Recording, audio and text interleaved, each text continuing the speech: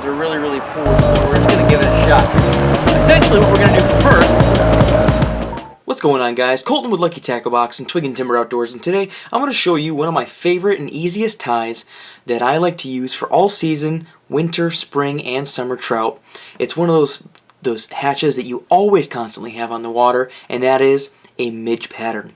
Now today I'm going to be using this here scud hook that came in the Lucky Tackle Box. This is a size 16, and this came in the fly box. This is by Umpqua, and these happen to be in red, but they're a nice scud hook, size 16. In addition, it's optional, but I am going to be using appropriately sized bead heads. This happens to be in a rainbow color because my trout like that, and I'm going to be using black thread in a 70. Okay, so first off, I've got the bead head on the hook itself, firmly in my vise, and I've got my thread. We're going to go ahead and start that. This is going to be one of the easiest ties that I do, but I believe it's one of the most effective forms of this pattern that my trout absolutely love. So I've started my fly. I'm going to go all the way back to a good measure of the bend of the hook, bring it back forward, and I'm going to start to build a base, okay? Now, one of the most important things when we're building or we're creating a fly is we want to make sure that the body of the fly has a good taper. We want it a decently, kind of almost from a thick to a thin, heading back towards the base. So, I'm going to work my way back here. This is going to be somewhat of a zebra midge pattern. So, what I'm also going to need is a little bit of Krystal Flash. Now this looks like nothing right now, but as you can see, whenever the light goes through it, it kind of has a nice flash to it. When we combine it with this black threading, it's going to do some really good stuff. It's going to almost look greenish, kind of like it could imitate both a caddis nymph as well as a midge pattern. So I'm going to tie it in. As I'm moving back, I'm going to tie this in some loose wraps here, and I'm going to pull it so it's back towards the base. I'm going to wrap rearward towards the back tail again. And then once I do that, I'm going to make sure that I'm building a good base back up towards the front. And from here, for a while, I'm just going to use this thread. And the reason I like to use 70s is because it's nice and thick, and thicker than some of the other threads like 120 or anything like that. And so by doing this, I'm going to be able to build a base faster. So I'm going to let the camera kind of fast forward a little bit to show you guys exactly what I'm looking for as far as a taper goes.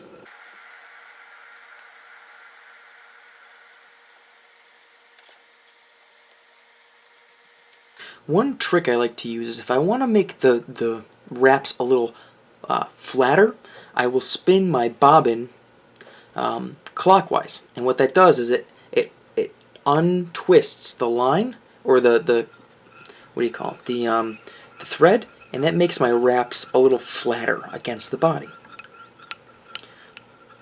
which is kind of what we're looking to do here, because we're looking to imitate an insect that has one solid abdomen.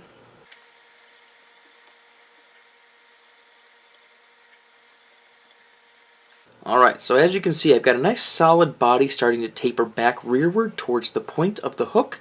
And what I'm going to do here is I'm going to use a whip finish tool to save my hard work here, just with a couple quick whips, just to make sure that nothing pops off or falls off as I'm working here.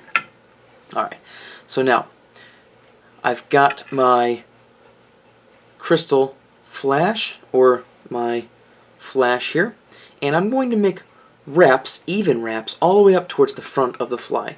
I typically like to go inward towards myself first, and I'm going to put my finger down here to allow me to better wrap evenly.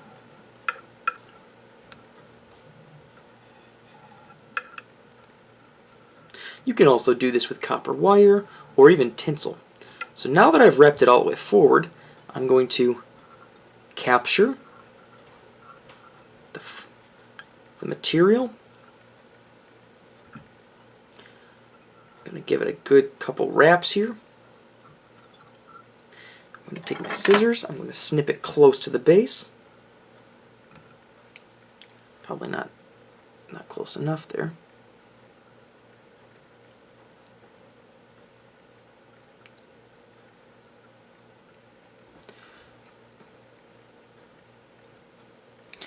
And now I'm going to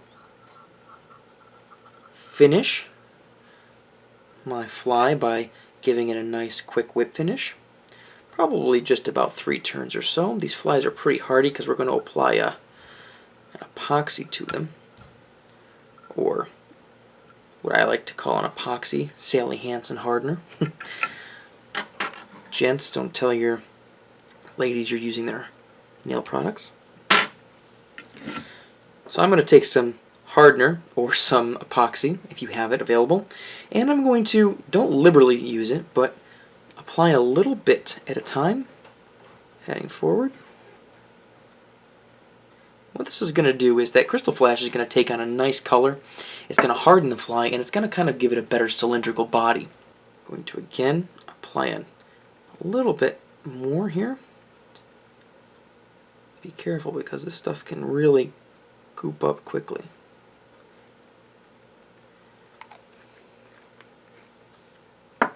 And there you have it. That is the last step.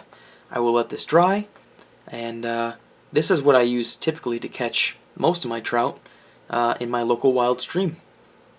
Thanks, guys. Tight lines. Catch you guys on the flip side.